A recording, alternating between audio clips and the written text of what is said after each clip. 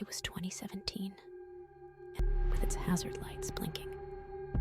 Oddly, it was positioned dead center on the double yellow line. The passenger door was wide open. Curiosity got the better of me. Peering inside, I saw nothing. The car was completely empty. No driver, no passenger, not even a hint of personal belongings. I checked the back seat and even crouched to look underneath, but it was as if the occupants had vanished into thin air. A chill crept down my spine. I cast nervous glances over my shoulder into the endless darkness, expecting someone or something to emerge. Still, I decided to investigate further. The car key was in the ignition, but the engine was off. I moved to the trunk, but it wouldn't open. Retrieving the key, I unlocked it, but it still wouldn't budge.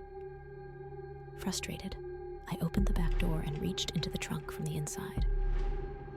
That's when I saw them. 3 garbage bags, tightly packed and secured with rope. I leaned in closer, my hand inches away, when a deafening gunshot shattered the silence. I slammed my head on the car roof in shock, scrambling out of the vehicle. In the distance, a gruff voice yelled, "Hey!" The voice grew louder, closer. I sprinted back to my truck. Panic surged through me. I called the police, barely able to explain what was happening. The car tailgated me, honking wildly, swerving as if to force me off the road. For 15 agonizing minutes, it stayed on my tail until flashing police lights appeared ahead. The red Ford swerved off the highway, disappearing into the desert. The officer stopped me, took my report, and sent me on my way.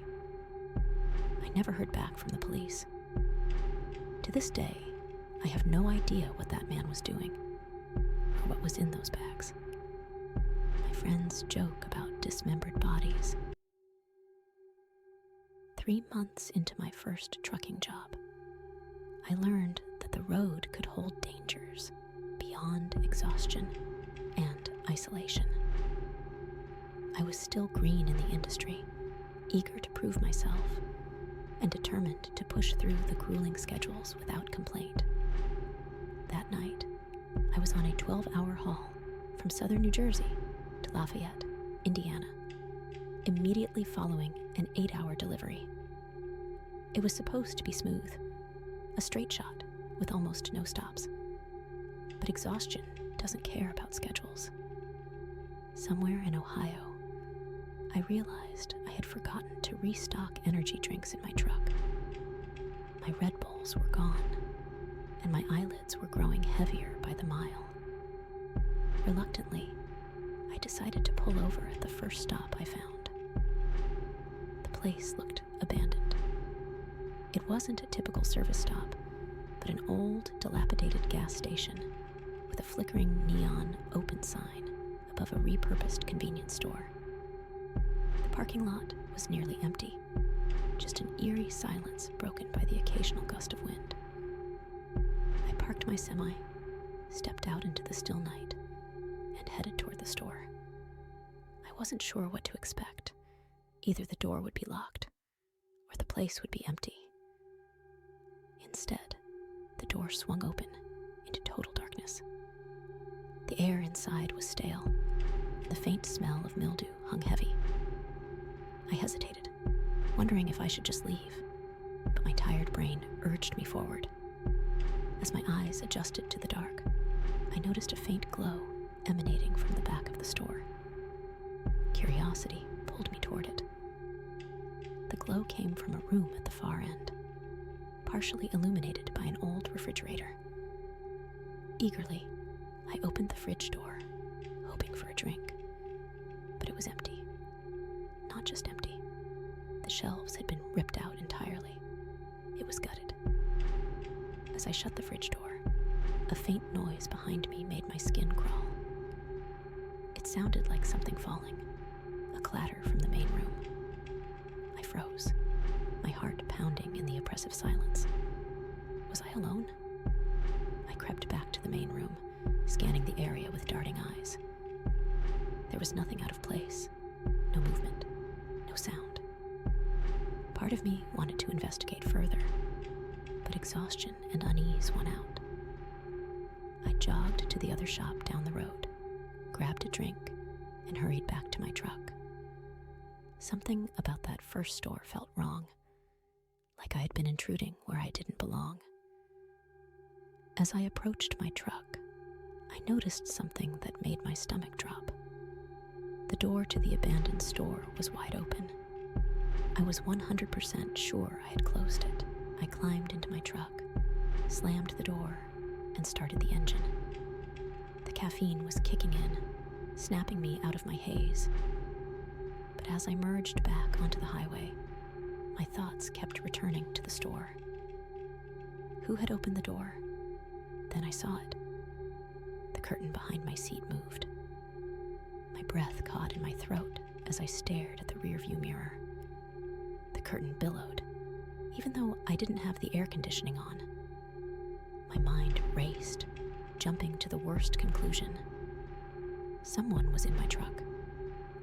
I punched the nearest police station into my GPS and drove, hands trembling on the wheel. The 20-minute drive felt like an eternity. My imagination ran wild with every sound, every faint creak of the truck's frame. I kept expecting a hand to reach out and grab me, or worse, someone to lunge. They opened the back, guns drawn. What they found will haunt me forever.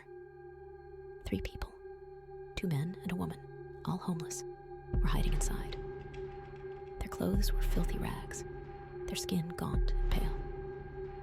One of the men was armed with 2 switchblades. They said nothing as the officers cuffed them, but their eyes followed me with an intense, menacing glare. I don't know how they got into my truck, or how long they'd been there. All I know is that I was lucky to have made it to the station. To this day, I check the back of my truck religiously before every trip. That night, I learned the hard way. Sometimes, it's not the road that's dangerous. It's what hides in the shadows. 4 years ago, I learned a lesson about trusting your instincts while trucking through remote areas.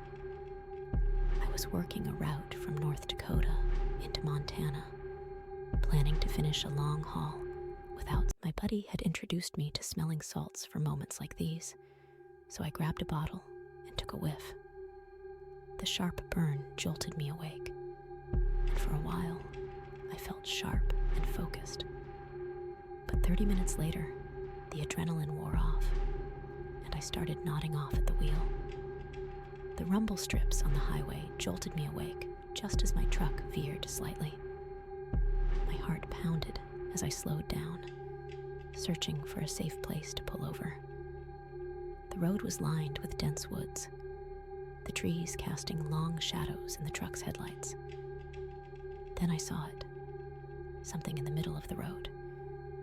It was a purple dress, lying crumpled as though it had just been dropped there. At first, I thought I was hallucinating.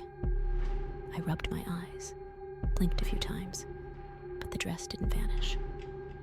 As I drove closer, my confusion deepened. A couple 100 yards ahead, I saw a pair of shoes in the road, positioned perfectly side by side. A chill ran down my spine. What was this? Further down the road, I spotted more clothes scattered in a line. Some were clearly children's clothing. It was impossible to ignore. My truck slowed to a stop, and I climbed out, my instincts screaming that something was wrong. I approached the pile of children's clothing cautiously. Movement. For several seconds, everything was silent. Then, I heard another crunch, this time on my right. Every survival instinct in me screamed to get back to the truck. I turned and sprinted, the gravel crunching beneath my boots. Just as I reached the cab, a blood-curdling child's scream pierced the silence. I stopped dead in my tracks, my hand on the door handle. It sounded like a little girl crying for help, her voice coming from the woods to my left. My chest tightened. What if it really was a child? I couldn't just drive away. Then another scream came from the right side of the road. It was identical to the first. Adrenaline coursed through me as I climbed into the truck and turned on the headlights. I pointed the beams toward the woods where I'd heard the second scream, and for a moment, the trees lit up. That's when I saw them hit me. They were playing the screams. They were trying to lure me into the woods. I sat frozen in the cab, my hands gripping the wheel as I stared at the trees. I reached for my phone to call the police, but before I could finish dialing, something slammed against the side of the truck. I spun around, but I couldn't see anything outside the passenger window. Then another thud came from the back of the trailer. I was done. Slamming my foot on the gas, I sped off, ignoring the sharp crack of glass as something hit my windshield. In the side mirror, I caught a glimpse of a figure standing on the road, shouting something I couldn't hear. I drove the remaining hour to my destination in absolute silence, my knuckles white on the wheel. When I finally stopped, I checked the trailer. There was a dent on the side, and the windshield had a spiderweb crack from whatever they had thrown. I called the police and reported what had happened. They promised to investigate, waiting for someone to make a mistake.